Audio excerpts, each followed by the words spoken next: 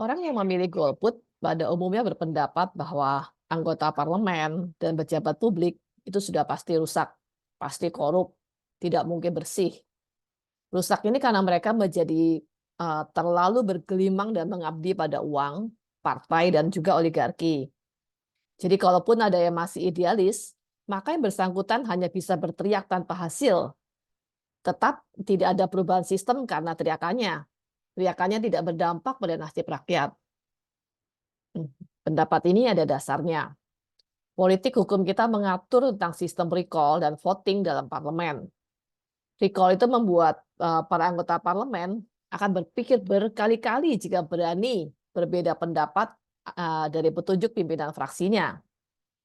Jabatan sebagai anggota parlemen itu tidak didapat dengan mudah, didapat dengan sangat susah payah, berbiaya tinggi, dan kemungkinan yang bersangkutan masih terjerat beragam hutang politik atau hutang uang.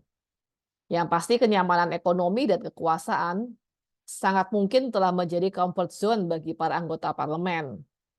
Akumulasi pendapatan mereka terbilang besar, baik dari gaji maupun beragam tunjangan dan kesempatan-kesempatan lainnya. Kita saksikan jelas bagaimana berkuasanya partai yang mewujud pada fraksi yang telah membuat para anggota parlemen itu bungkam massal.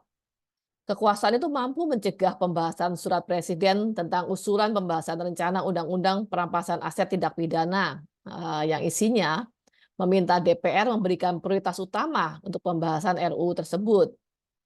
Jangankan membahas RUU ini, inisiatif memasukkan RUU ini menjadi program legislasi nasional pun tidak dilakukan oleh parlemen. Peraturan DPR RI nomor 2 tahun 2020 bahwa badan legislasi ditetapkan dalam rapat paripurna menurut perimbangan dan pemerataan jumlah anggota tiap-tiap fraksi dengan memperhatikan keterwakilan perempuan. Jadi hanya ada dua kemungkinan mengapa RUU tidak dibahas. Pertama, tidak diusulkan oleh anggota parlemen. Kedua, ya kalah dalam negosiasi dan mungkin voting. Lalu bagaimana dengan para pejabat publik yang dipilih karena diusulkan partai? Di sini relasi recall tidak ada. Namun ada konteks pemakzulan atau impeachment.